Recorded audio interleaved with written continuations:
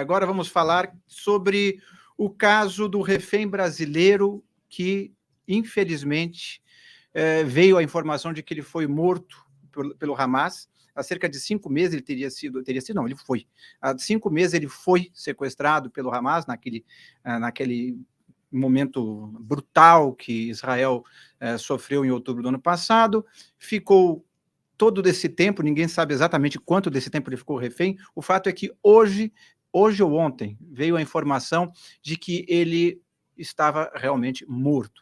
E então veio o Lula a público lamentar por isso, mas existem dúvidas de que o Itamaraty e o governo Lula como um todo agiu realmente com todo o afinco necessário para garantir a soltura desse refém quando ele ainda estava vivo, deste brasileiro, o Michel.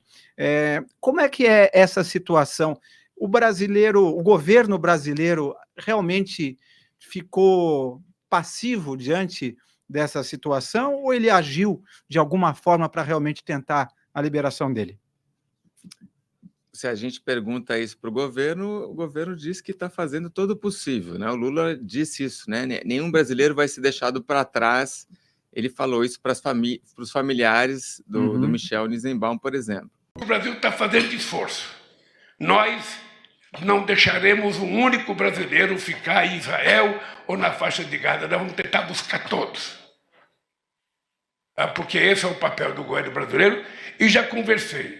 Se eu tiver informação, olha, ô Lula, tem o presidente de tal país que é amigo do Hamas. É para esse que eu vou ligar. Mas a gente viu que ficou para trás, né? E se você faz essa pergunta, Inácio, para qualquer um dos familiares de todos os brasileiros que foram vítimas do Hamas, grupo terrorista, eles dizem que o governo brasileiro, o Itamaraty, não fizeram nada. Tá? Entrevistamos aqui já várias pessoas, tá, falando isso. A Rafaela Treishman, que era a namorada do Hanani Glaser, ela fala isso, nunca recebi nenhuma ligação. Ela mora em Israel e ela estava naquela rave, né, no sul da faixa de Gaza. Nunca recebi uma ligação do Itamaraty ou do governo brasileiro. Os familiares do Michel vieram para cá, Lula prometeu fazer todo o possível, mas eles, ali o Felipe Moura Brasil teve lá em Israel recentemente, falou com a sobrinha do Michel Nizenbaum, e ela diz ali, né, a decepção com o governo brasileiro, que não fez nada. Nós temos um vídeo sobre esse assunto, não é? Matheus, quando o vídeo estiver no ponto, pode soltar, por favor. His car was found burned, but just after maybe 2 or 3 hours after they took him. There were no shooting on the car, no DNA, no body. And we actually don't know anything about him since then. The hostages that came back haven't seen him? No one saw him. He's the only brother of my mother. He's my only uncle. My mother and his daughter went to Brazil in December. They went to see Lula, and he promised them that he will do everything to bring him back on all the hostages, and obviously they're not here, and we don't know anything about him. I'm sure we have the connection just to know something. It's so difficult.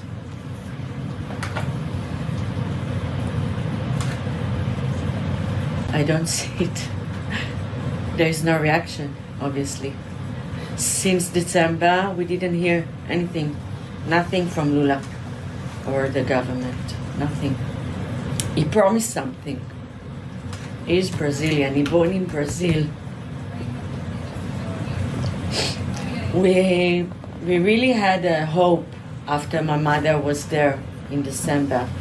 She said to me, he said that his plane is waiting just for Michel. He will do everything to help. we're in May now. It's been more than 4 months since my mother was there. We didn't hear nothing from him, nothing from Lula. We don't know nothing about Michel. We don't know if he's alive or not. Nothing. Pois é, infelizmente agora a gente sabe que ele não está vivo. Esse vídeo foi feito pelo Felipe Moura Brasil, que esteve lá semana passada. Foi filmado pelo celular dele, então ele conheceu essa sobrinha do Michel, que infelizmente, como soubemos, estava morto. É tudo muito triste, né? Sobretudo porque você percebe que existe uma distinção do tratamento, inclusive das falas, não estou entrando nem no mérito das ações, mas das falas em relação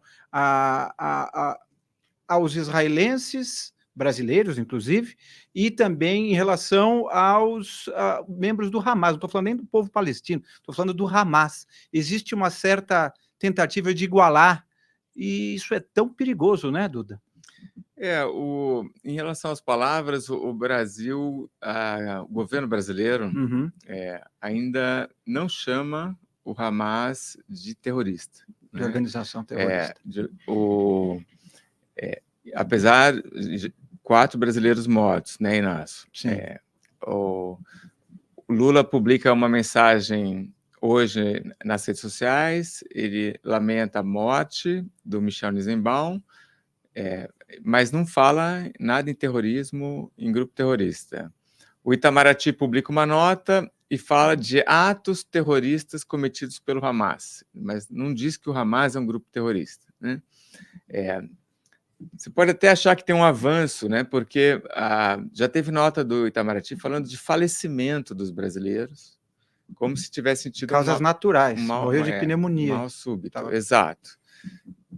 Um avanço pequeno, né? Mas assim, a gente vê que o essencial ainda foge, né? Da compreensão do Itamaraty. Tarde, né? O que a gente sabe esse depoimento também da sobrinha do Michel é interessante, porque você vê que eles acreditavam que ele poderia estar vivo, né? Porque o carro dele foi encontrado queimado e sem nenhum vestígio dele.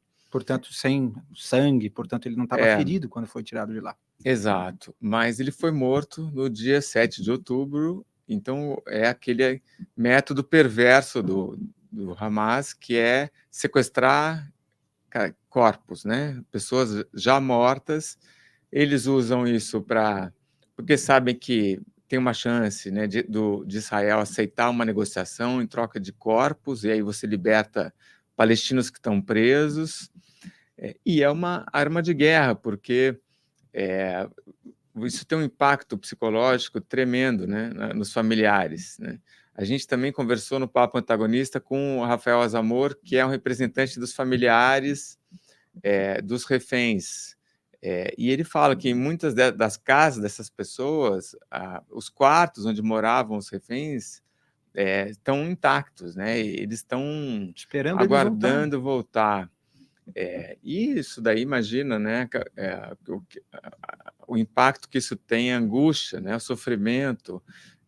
Você fica meio sem conseguir agir, né? É uma coisa cruel demais, claramente bárbara, selvagem, ato terrorista, mas o óbvio eu publiquei uma notinha agora na Cruzoé, falta para o governo brasileiro entender que o terrorista é quem faz ato terrorista, né? Eles evitam chamar o Hamas de terrorista por vários motivos. Entre eles, porque existem relações do PT com o Hamas, né? A gente teve um deputado petista, que é o João Daniel, se não me engano, que estava lá na África do Sul. Fotografado? Fazendo foto. Pose. Exato, com um cara que foi ministro da Saúde do Hamas, do lado do José Said Tenório, né? Que era um cara que fez carreira em vários gabinetes aí de partidos de esquerda aqui no Brasil. Então tem essa postura, enfim, equivocada do governo brasileiro, do PT e do Itamaraty, de não ver o óbvio que o Hamas é um grupo terrorista.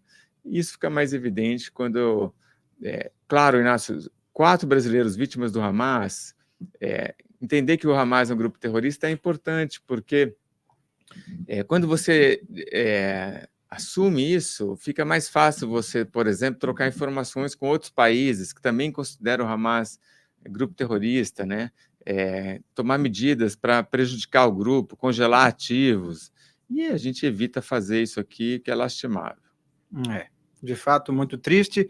E aquela coisa, eles recusam admitir o óbvio, né? Eles não... Com esse jogo de palavras, de falar que o Hamas cometeu atos terroristas e não dizer, portanto, que eles são terroristas, como você mesmo disse, é um escapismo, um sofismo muito chinfrim e que não cola. E não cola, de fato, todo mundo aqui que está assistindo, você, eu, todo mundo sabe que não é usando ou evitando alguma palavra que evita-se o fato consumado, que é o que ocorre agora no caso do Michel. Que assunto pesado.